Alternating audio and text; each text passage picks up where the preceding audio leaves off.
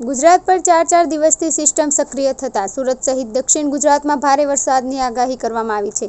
આગાહી વચ્ચે વહેલી સવારથી જ સુરત શહેરમાં વાદળો ઘેરાતા હિલ સ્ટેશન જેવો માહોલ સર્જાયો હતો. સુરતમાં વહેલી સવારથી જ વરસાદ પડી રહ્યો છે.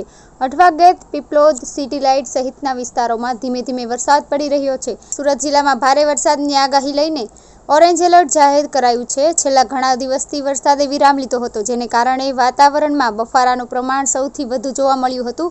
પરંતુ જે રીતે વરસાદ વરસી રહ્યો છે તેને લઈને સુરતી લાલાઓમાં ખુશીની લહેર જોવા મળી રહી છે. બીજી તરફ જોવા જઈએ તો ખેડૂતોમાં પણ ખુશીની લહેર જોવા મળી રહી છે. 4 દિવસીય વિરામને પગલે ઊભા પાકને પૂરતું પાણી મળી રહ્યું નહોતું, પરંતુ વહેલી સવારથી જે રીતે ધોધમાર વરસાદ વરસી રહ્યો છે, જેને કારણે ઊભા પાકને પૂરતું પાણી મળી રહેતા હાલ આનંદની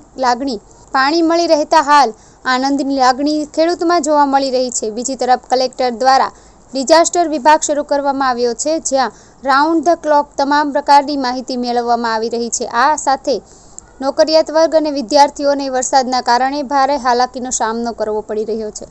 18 જુલાઈ સુધીમાં પડેલા વરસાદના 10 વર્ષના સરેરાશની ટકાવારી. વિસ્તાર ટકાવારી: ઓલપાડ 63.10%, માંગરોળ 26.27%, ઉમરપાડા 44.72%, માંડવી 27.18%, કામરેજ 48.23%, સુરત શહેર 42.62%, ચોર્યાસી 23.48%, પલસાણા 56.27%, બારડોલી 51.84%, મહુવા 50.86%. ઉકાઈ ડેમની સપાટી 311.91 ફૂટે પહોંચી. હવામાન વિભાગના જણાવ્યા અનુસાર મંગળવારે સુરત શહેરનું મહત્તમ તાપમાન 29.6 ડિગ્રી અને લઘુત્તમ તાપમાન 26.4 ડિગ્રી નોંધાયું હતું. ગઈકાલની સરખામણીમાં મહત્તમ તાપમાનમાં 1.2 ડિગ્રી અને લઘુત્તમ તાપમાનમાં 0.6 ડિગ્રીનો ઘટાડો થયો છે. ઉકાઈ ડેમની સપાટીમાં સતત બીજા દિવસે 21,000 ક્યુસેક પાણીની આવક ચાલુ રહેતા સપાટી 311.91 ફૂટ નોંધાઈ છે. ક્રોઝવે 5.83 મીટરની સપાટી પર પહોંચ્યો છે.